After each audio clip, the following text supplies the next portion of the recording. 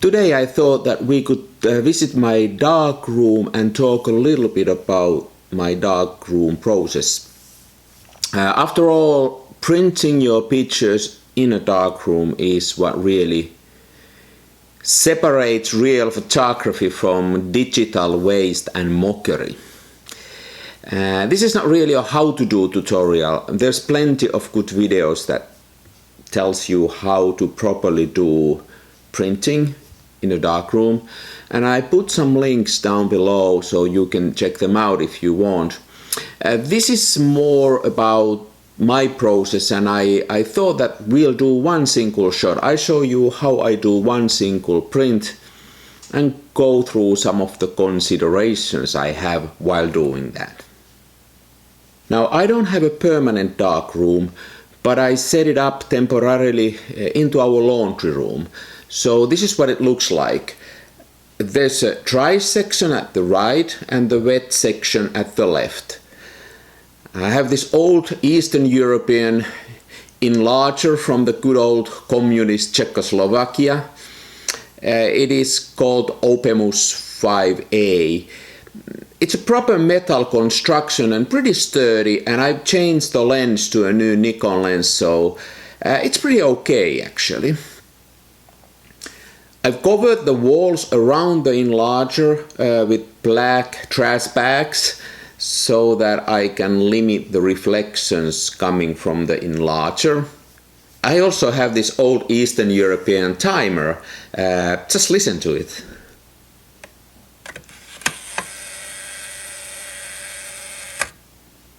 So as you can see, it is a little bit cramped and small, but it is pretty functional. It takes me about 30 minutes to set it up, and if I need to make new development liquids, it can be up to an hour. So that is actually something that I don't like. It would be really cool to have a permanent place, but this gotta do. So now we are ready to start printing. I have decided in advance what is the picture I want to do. I keep all my negatives in this folder, and this is the picture I decided to do. And this is it. Let me show you. The one at the bottom. It is very organic. It has a lot of shades and all that.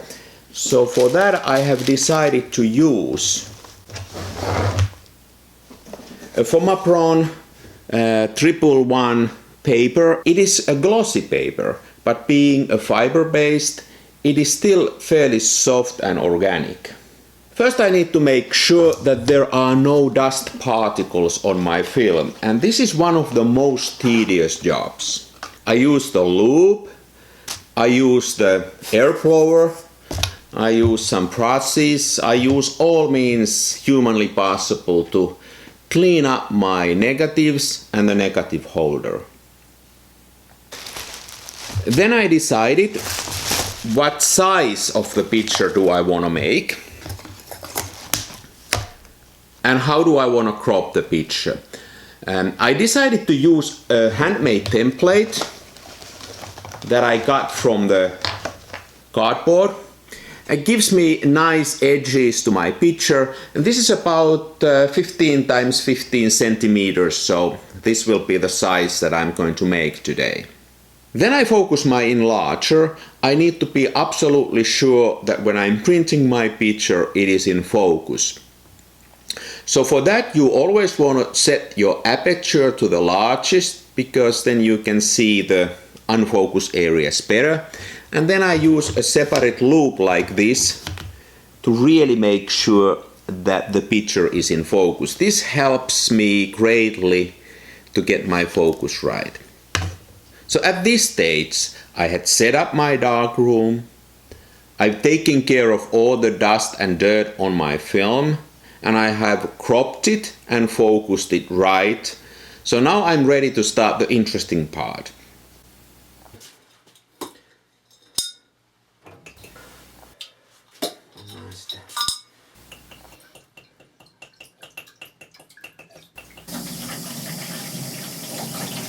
Now the picture that I took, it's like a composition, and the final print is like the performance.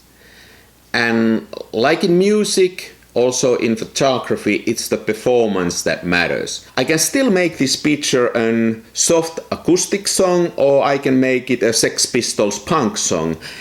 It's all still debatable. What do I want to do? My first consideration is contrast. Selecting the contrast of the picture is one of the most important decisions I need to make.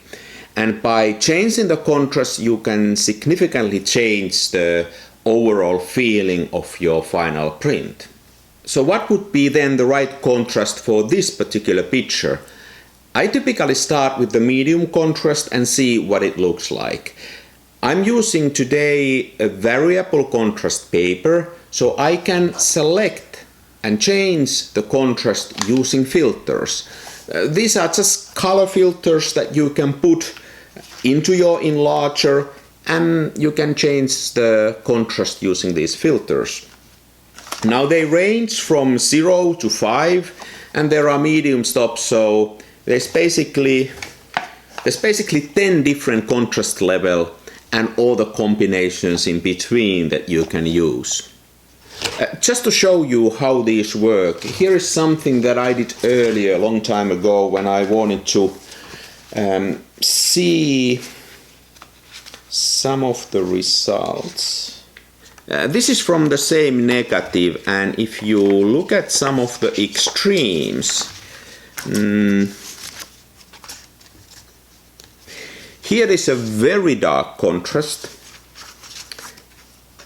and here is a very sort of mellow and light. So as you can see, from the same negative you can totally do different things, and everything between these. So now it is a matter of selecting the right one, and I start with the medium, number 3.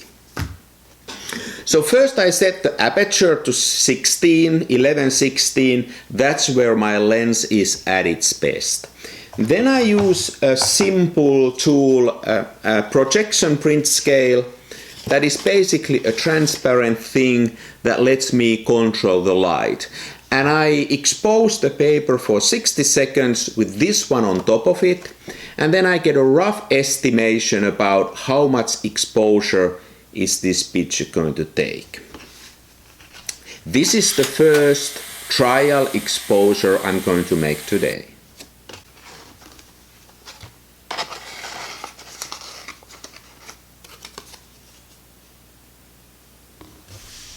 So now that I know approximately what the exposure time should be, I start to make strips. I start to make little trial exposures of this size, and try and explore different possibilities.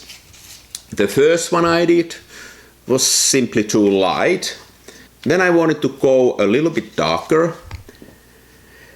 But looking at these strips, I started to notice that number 3 contrast is not necessarily the best. This picture has very strong elements and then very subtle and sort of nuancy elements in the background. So somehow I need to combine all the shades, but also punchy darks. So in order to manage the delicate soft parts, but also to be able to emphasize some parts of the picture, I decided to use a process called split grade printing. Now that is a process where instead of using one single contrast, you overlap multiple contrasts on top of one single picture. Using a low number contrast filter gives you possibility for delicate shades, and using a high number filter allows you to really push and make the dark parts pop. Now I use split grade printing a lot. Almost all my prints are some kind of a combination of multiple different contrasts. So then I keep on testing with different contrasts, and I keep on producing these test strips. Each and every one of these takes about 10 minutes for me to make. Exposure development analysis. So think about it for a second. If you are familiar with the digital process where you can grab a slider in your Lightroom and change the contrast. Now, developing one of these strips is similar to one movement of a slider. So think about you moving a slider and then needing to work for 10 minutes to see the results of that movement. So that's what darkroom printing is all about. So it requires some patience. So then finally, after several trials and errors, I finally decide that this particular picture, I will do it so that I use the filter 4.5 for 8 seconds. On top of that, I lay a filter 1 picture for 6 seconds, and I use the aperture 16 from my lens. That should give me a nice result. I expose the paper with my enlarger. Then I develop it in the developer for 2 minutes. Then it goes to the stop liquid and then to the fixer for about a minute. Then I wash it, and here is the first candidate for the final picture.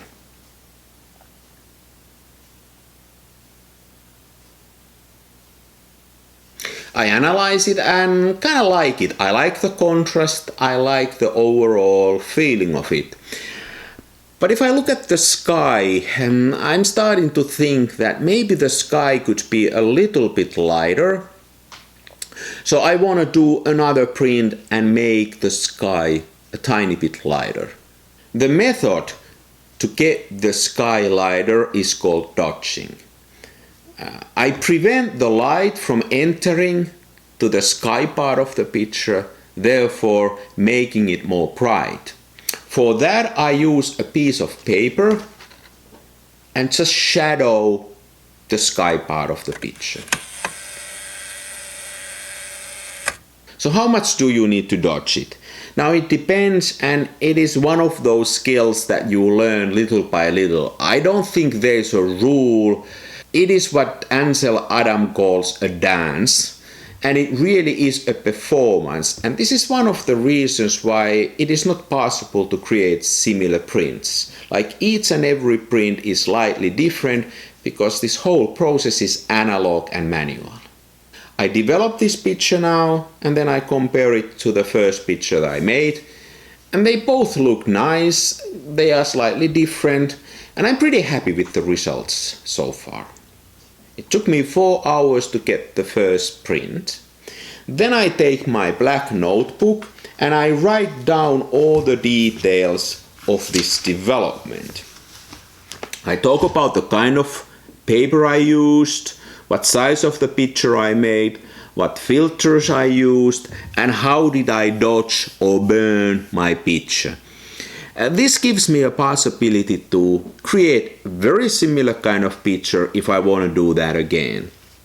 I have these notes for all the pictures that I ever done in my darkroom. So then I do a few more prints, and then I need to clean it all up. That easily takes up to 30 minutes. I hang the pictures up to dry, and then next day I put them between 2 pieces of paper and a book to straighten them up. This fiber paste paper that I use is notorious because it dries very curvy, and I really need to straighten it up. But this is what I finally then got.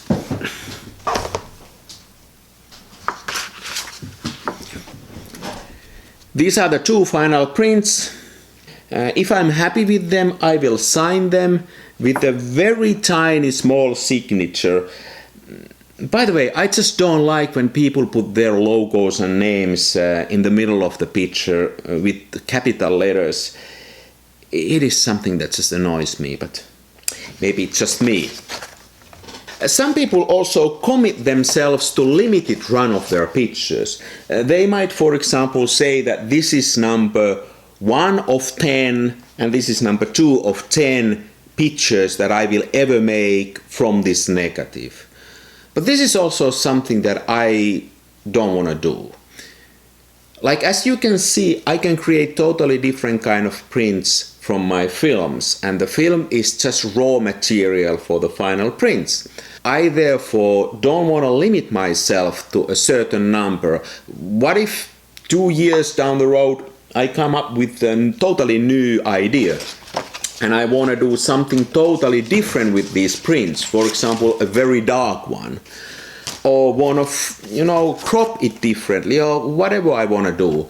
Now it would have been like, what if Beethoven would have said that my symphonies can only be played for 10 times, and now you are hearing the 8th version of that, and there is 2 more to go, and then no more. Now that would have been stupid, I think.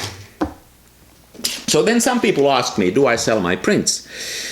Yes, I do, but let's calculate. Does it make any sense? This print took me 4 hours to make. So if we add film development, framing and posting it, it's easily 5 hours. 5 hours per print, not including any material costs. So if I like to get 20 euros an hour, that would mean 100 euros per picture. Material cost including packaging, say 20, and then maybe shipping another 20. So 140 euros minimum just to cover my costs. So as you can see, it's not really a business. But hey, I did some prints also for order. Somebody ordered me some prints. But these I made just because he asked nicely, and I wanted to see how those pictures would turn out. So there is not really money to be made, not with my skills and my tools.